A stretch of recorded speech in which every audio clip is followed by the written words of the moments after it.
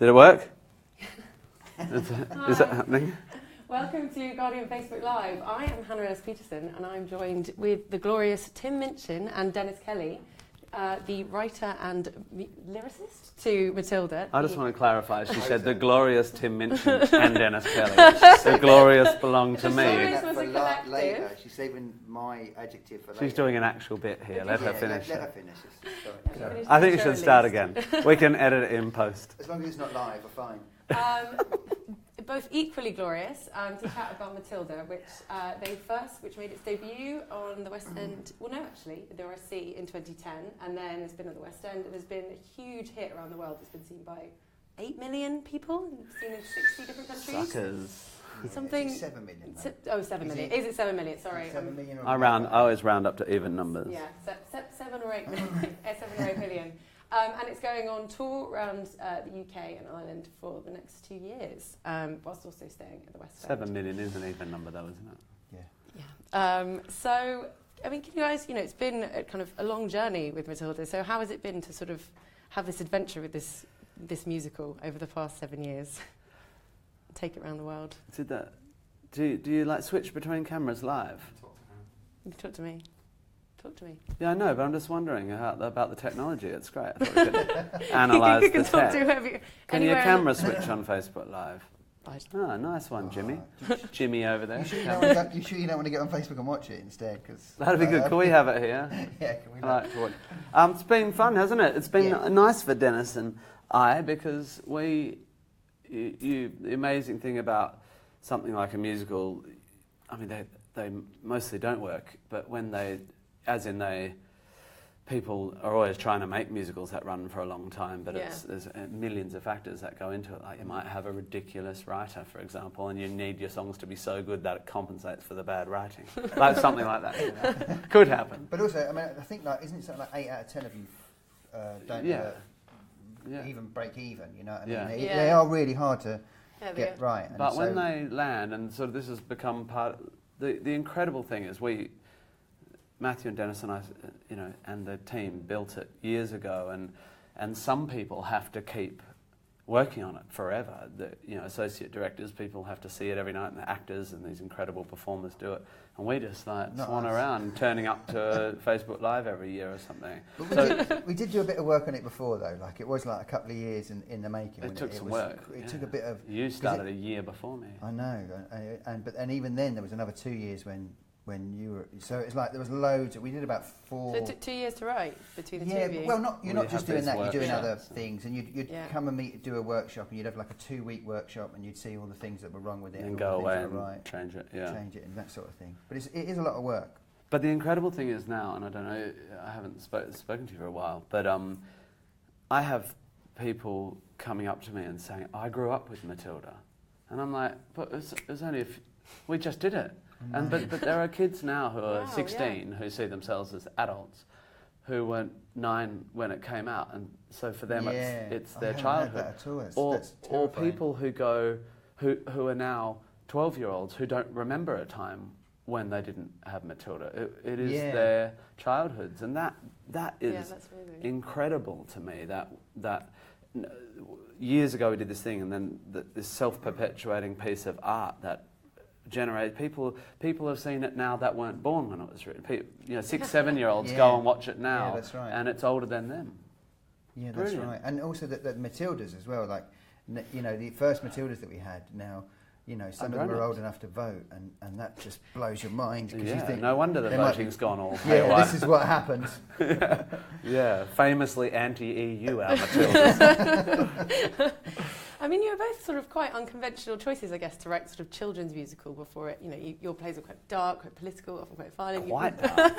Absolutely bleak. The same could be said about your kind of comedy on your musical comedy. So, what kind of drew you to Matilda, and what made you say yes to this as a project? I don't know. I mean, it's sort of like, I was surprised when they asked me if I wanted to do it, because I don't really know anything about musicals as well, which is probably worse than my stuff being a bit dark. I felt sure they should have asked someone that knew what they were doing, But I felt like that in a way what they were interested in was just getting the story right, and they felt like, that was probably more important than and being a bit arrogant and a bit of a twat, and being sort of like, I decided I wouldn't find anything out about musicals either, or I wouldn't read any books about how to write, because I tend not to, like, I do film and TV as well, and I try not to sort of, because I think if the problem is like, you find out the way to do it, you're going to do it that way, and if you do it that way, you might not, even like working it out yourself, you'll make some mistakes, but you can probably figure those out, but I thought it was a really weird choice, but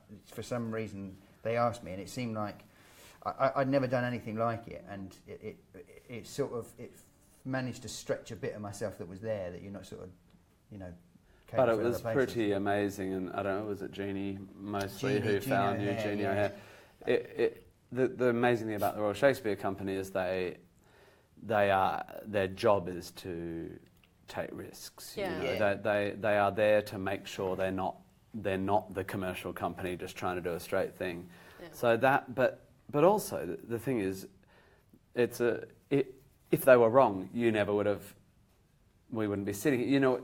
That Jeannie choosing Dennis was a risk that within one draft they all knew was the right move, and if it wasn't, not within one draft. Maybe not. I never saw the first draft. Maybe within about 10. But by the time I saw it, I came on board after the director was attached, after Matthew was attached, and long after Dennis had started doing his script adaptation. And by the time I read it, the big solve and a book to stage is always a problem to solve. Yeah. And a children's book with that Dalian episodic feel is a real challenge to solve, and it was solved. The main difficult thing about putting Matilda on stage was solved before I got there. Then I just had to not screw up the songs, And it changed a lot after that point, but adapting Dahl is a huge risk because his tone is so unique. And Dennis, there were bits in the script that Matthew went searching for the Dahl origin of them, and Dennis no, I just made that bit out, didn't I? And I didn't say it quite like well, that. no, sorry, I've only got one. I've only got one offensive English accent, just not quite yours. But he's just the way I think it's incredible what Dennis did.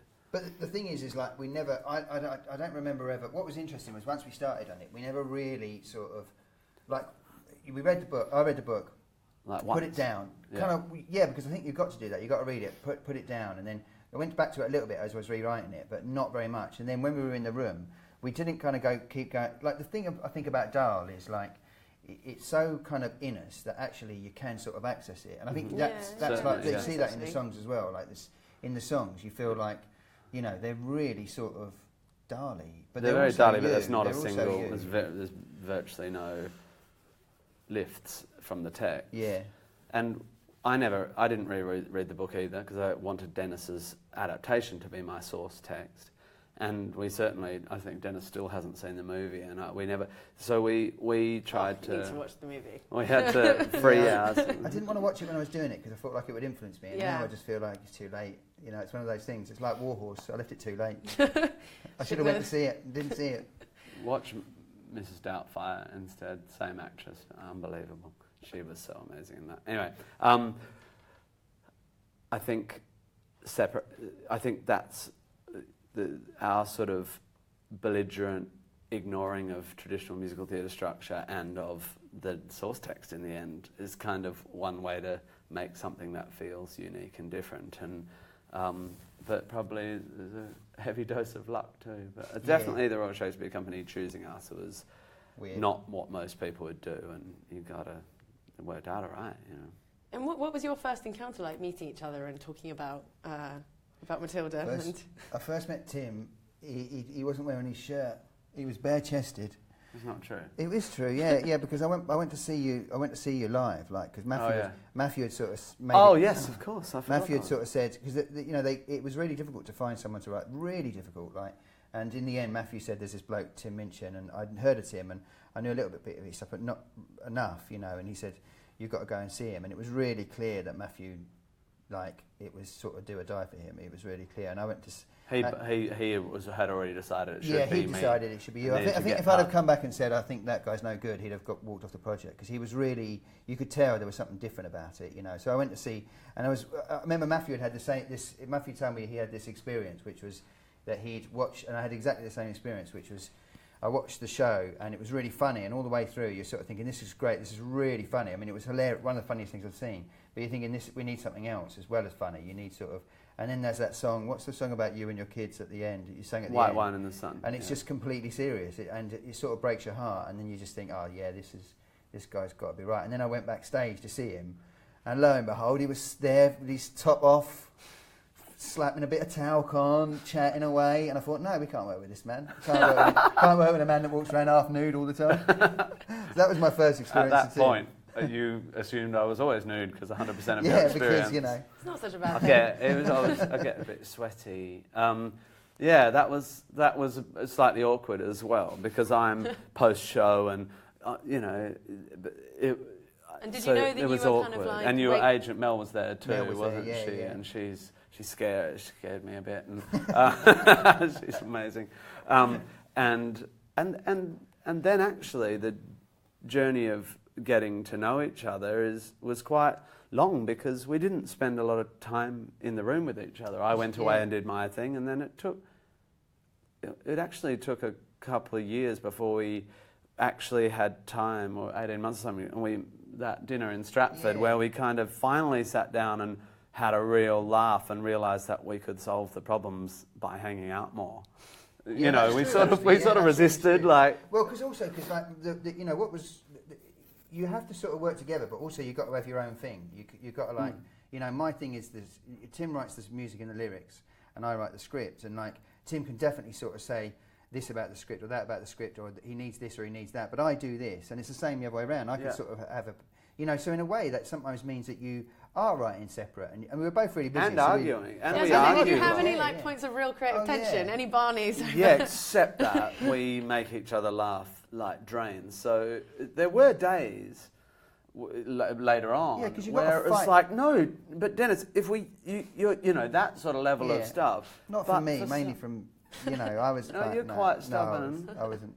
But you've got to fight for the thing that my job is to fight for the text and that sort of thing, and Tim's job is to fight for the songs and that tension. And there was a sort of you have to kind of, and I think as well the other thing is because I'd never written a musical. Really, I just wrote a play with holes, and that's not a musical, And it took me about 2 years to realise, oh right, okay, I've got to take some of this stuff out and let him get in there a bit, Yeah, it took a while, but the pervasive memory of the creation of this show is laughing, and Matthew, the director, who's quite known to be sort of quite quiet, we both just really love really making him laugh, and so our whole job was really just to get Matthew giggling because it's so satisfying because he's quite quiet, and also because he's this much lauded, very respected theatre director. We also like just relentlessly teasing him for his shirts. Mostly for how he ironed his shirts, yeah. Right, so we're going to get some actual questions from now that our we've lost audiences. half the audience. Yeah, now the audience is gone.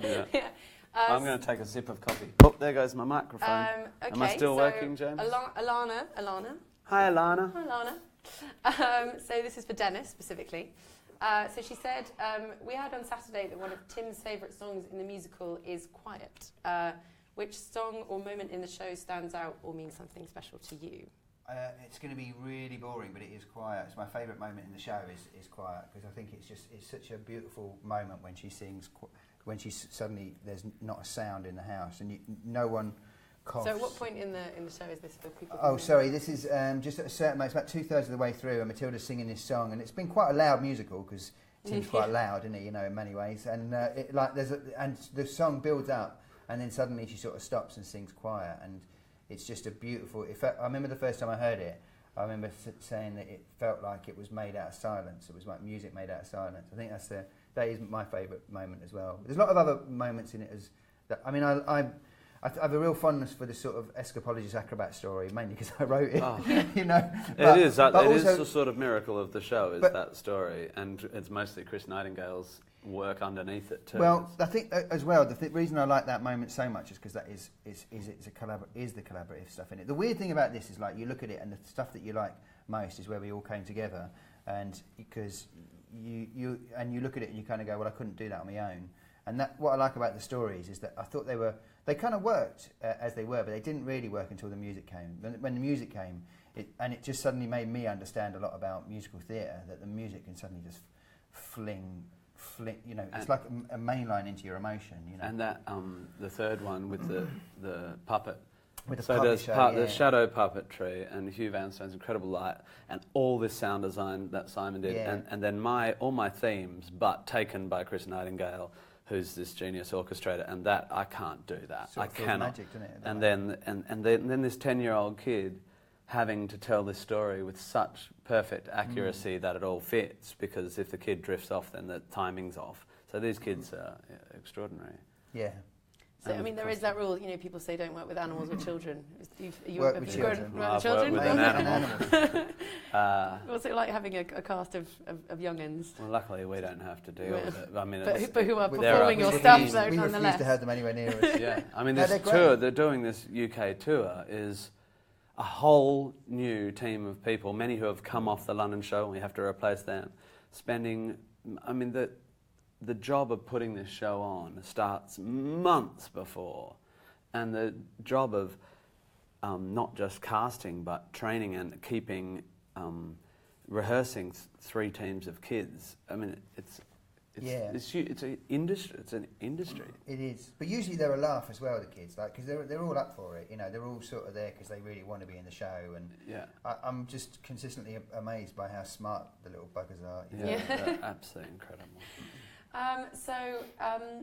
Jenna has asked, are there any other children's books or films that you would like to develop into a musical? Maybe in more Roald Dahl or anything?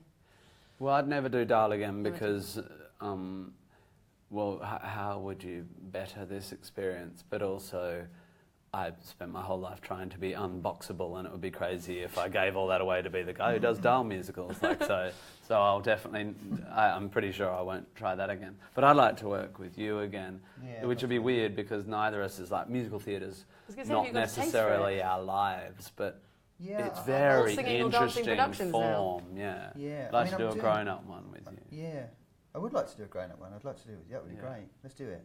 Yeah, I've got an idea that I don't think you'll like. Yeah, I mean, I'm doing Pinocchio at the moment, so I'm doing that in the National. So it's my first time since Matilda to do anything sort of musically, or you know, and it's a very different sort of thing because the songs are existing. They're the Disney songs, but Martin Lowe, who's the composer, has sort of changed them. So he's done amazing stuff with it. But it's a really, really different experience. But just not as fun or good. It's not. It's no. not The guys on it are just evil. They're horrible. You know, they're evil people. No, they're amazing. But I do find. I really like the idea of Stardust, the movie written based on the Neil Gaiman, written by Jane Goldman and Matthew Vaughn, and that sat in the back of my head for ages. Cool. But I don't know. I think it's probably more likely that I'll never do another family musical. Yeah. Because done one, haven't I? Yeah. Don't need to do another one of them. Endlessly ticking off the boxes. Yeah, well that's right. I've got to make my record now. Yeah. And Lisa has asked if the rumoured Matilda the musical movie is happening or on the cards. Someone is supposed to be writing a script. Really? Around to it. We're not going to say someone's doing Pinocchio. No, yeah, it's kind of on the cards. You know, cool. We're sort of. I mean, I don't know whether it's officially on the cards. You know, I don't really know where we are with it. You know, but there's some sort of work has started. Yeah, it seems like a really good idea to me. Yeah. And it's a weird thing to go book. Then someone makes a film out of it, and someone makes a musical out of the book, and then someone makes a movie out of the musical out of the book. But that's the thing with these beautifully constructed stories, is they do keep manifesting themselves in different ways. And I think we, Matthew and Dennis and I, have a sort of vision of what it could be like and how it could be really different and beautiful. It's tricky because there's so much stuff on stage.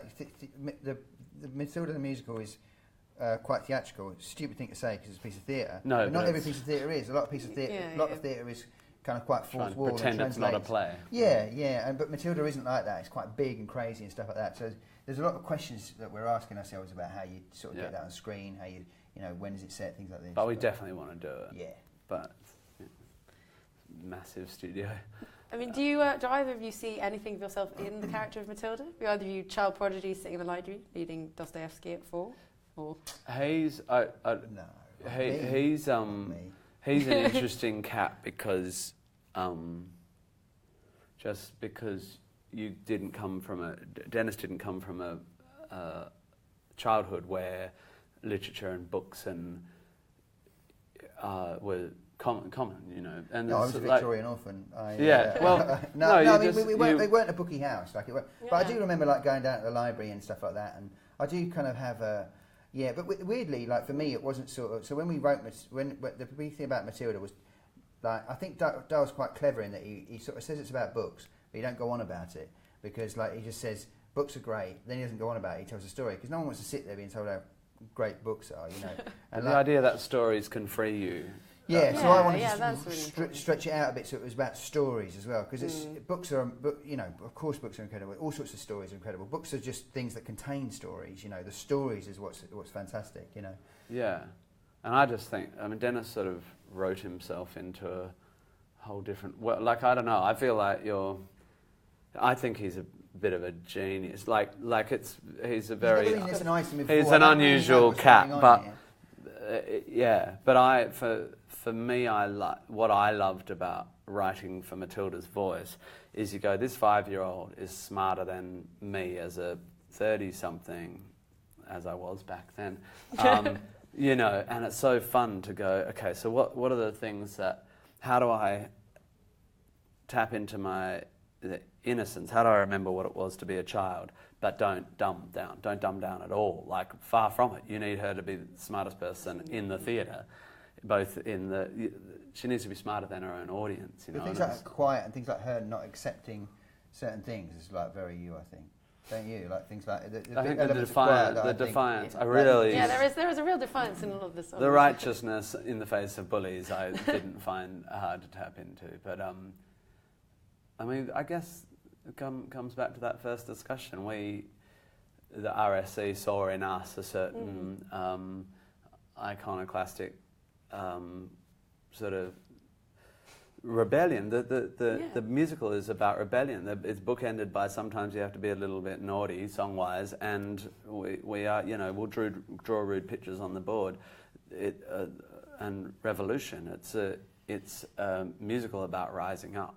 But rather than using weapons, it's using childishness. It's using the tools of childhood, tricks and well, in the end, telekinesis. Yeah, it's just about how if we all get telekinesis, everything will be fine. Yeah. Is it psychokinesis? Telekinesis? Which is the one where you move things with your telekinesis. That's what Matilda has. So I can't help but notice that we're leaning on rather a beautiful piano, gorgeous. and I don't know whether, not to put you under pressure, no, but I mean, what do I do? I can just accompany the conversation. I feel so like as we talk, I can play, and every time Dennis you was say threatening something, to sing earlier, so this could be. That was not in any way remotely serious. Do you want to give us a tinkle of something? The score to the film now. It's so long since you serenaded me. In your trousers, on a chair. This is well Look exclusive, at guys. Dennis sitting there. Is anyone getting this down? Because this is genius. No. Well, when questions come up, we haven't got very much. Well, how long left, do we have? We've got very little time. Okay. So what is exciting? Let's do one more question. Let's do one more question. Okay. So if you were to, so this is from Eva is not on fire. Who's on Instagram? Oh, good. So good for you, Eva. If you were to choose one other character to have their own song, which character would you choose? And then. Oh. Maybe That's you could. That's a question. Do a little, yeah, that is a question. Yeah, but who? Yeah, I mean, Hortensia used to sing a song. She doesn't exist anymore. Yeah, well, she sort of.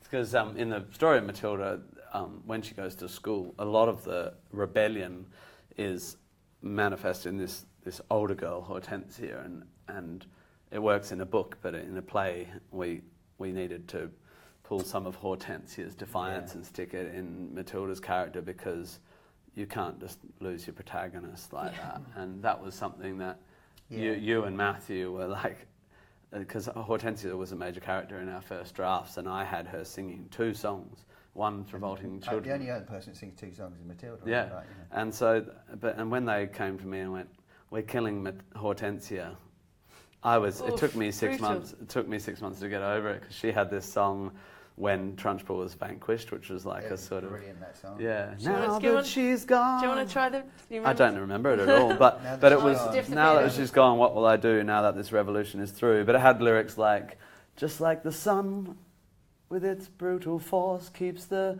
wandering planets on course. Left without something to pull against, we are floating alone." It's like, it was very tongue-in-cheek, but about what happens to the protagonist when their antagonist is vanquished. How do they define themselves when?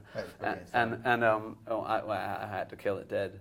But I think, I don't know, you know, that's the thing with a musical when you take as long as we took to write this and we cut forward 8 years or whatever it's been, and it sits in culture the way this does, and you walk past primary schools and they're singing the songs or they're doing their summer camps.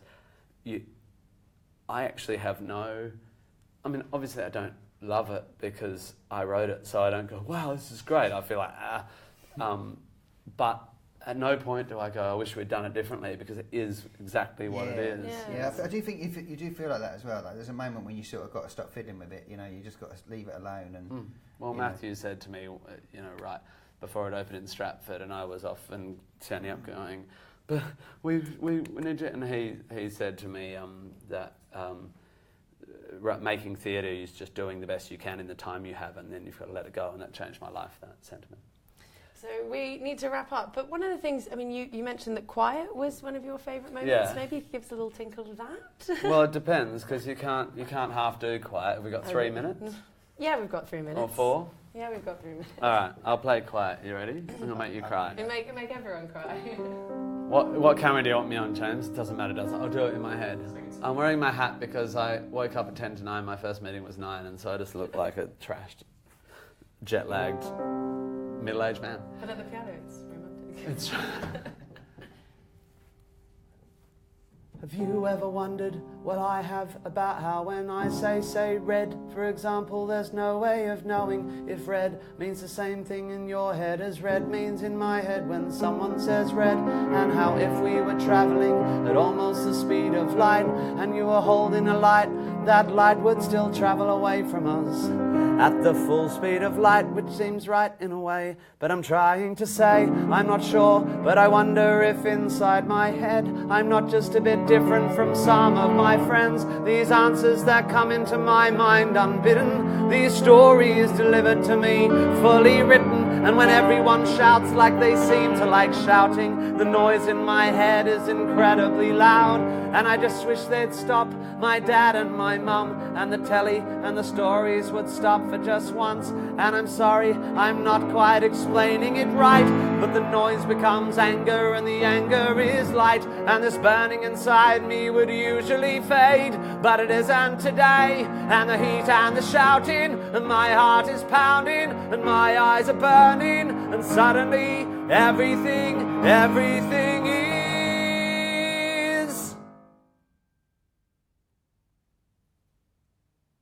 quiet.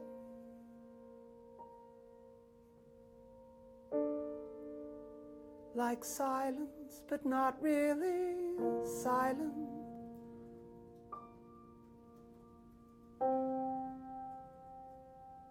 Just that nice sort of quiet, like the sound of a page being turned in a book, or a pause in a walk in the woods. Quiet,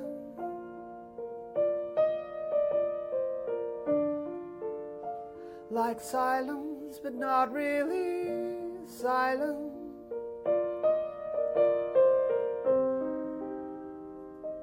Just that still sort of quiet, like the sound when you lie upside down in your bed. Just the sound of your heart in your head.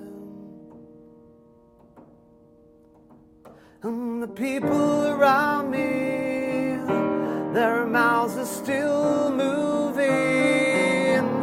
The words they are forming cannot reach me anymore.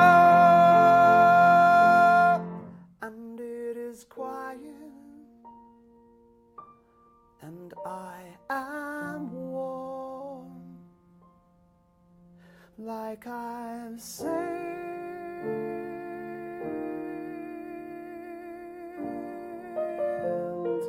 into the eye of the storm.